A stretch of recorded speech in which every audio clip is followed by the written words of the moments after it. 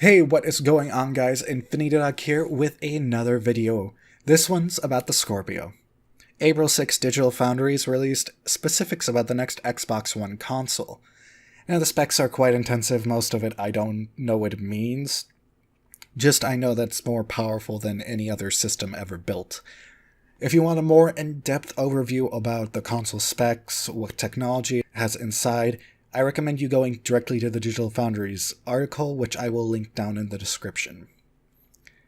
Now, it's quite impressive what they did. They showed Digital Foundries a Forza tech demo, which was able to reach 4K 60 FPS, with only using about 60 to 70% of the hardware at its capabilities.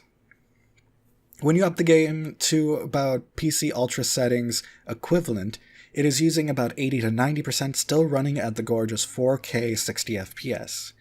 This only took them reportedly 2 days to port the engine over, and they haven't really done any optimizations with it, besides testing and making sure that it actually works.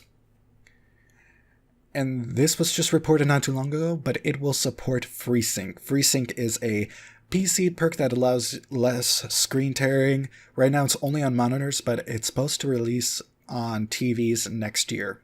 Digital Foundries estimates that this is going to be about $500 US. Also, apparently because Microsoft can't stop talking about this thing for 1 second so I can make a video about it, there's also a picture of the dev kit.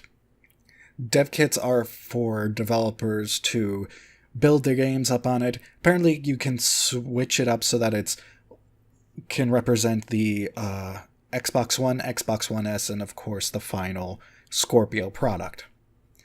There's also some news about what Phil Spencer said in an interview. Of course, I will say that for a later video. Basically, all the interview was him talking about how they got to the point of Scorpio and the plans for the future. Basically, they are already in the planning phases of the next Xbox. Now onto what I think about Xbox and Scorpio and the future it holds. First, this console will easily be the most powerful console ever built. And it is looking to be a giant 4K beast, although I guess it's not too giant of a 4K beast because it kind of looks like the Scorpio is going to be about the same size as the One S from the dev kit picture.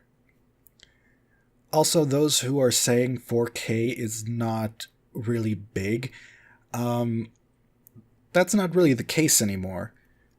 This year, 60% of all TV sales are going to be 4K TVs. Next year, 80% of all TVs sold will be 4K, according to estimates. So the future is 4K, and that future is coming more and more quick than we think. Scorpio and Xbox have a lot of stuff to prove, mainly at this E3.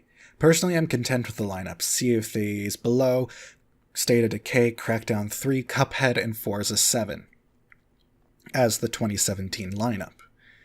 There has to be something new for this year at E3 to really show people why they need to pick up an Xbox.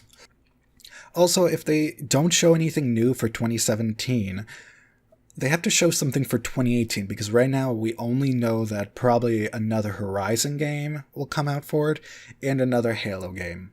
But beyond that, we don't really know that. It's interesting the way that PlayStation does it, where they basically give PlayStation fans everything that you want to know until basically their next-gen console. Xbox fans don't really have that. We know what's gonna happen this year, probably. But we don't know anything beyond this year, besides Forza, Gears, and Halo.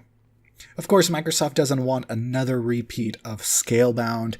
You don't want to announce a game too early and disappoint fans, even though I heard not too many great things about how development was going on that game. Then there's the issue of pricing. That's a huge factor into this equation too. Pricing could kill this console before it's even released. I believe it won't be above $600. $600 is the maximum anyone's willing to pay for a gaming console. PS3 is an example of this.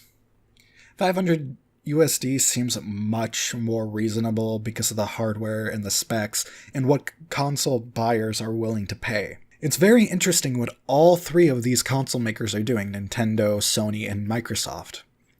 They're all doing different things, which is really interesting and something that we haven't seen. They're all doing different things, and yet they're betting and hoping that their plan is the one that wins out above the rest. Anyway, that's my video. Thanks for watching, and hope you subscribe, hope you stick around for the next one. See ya.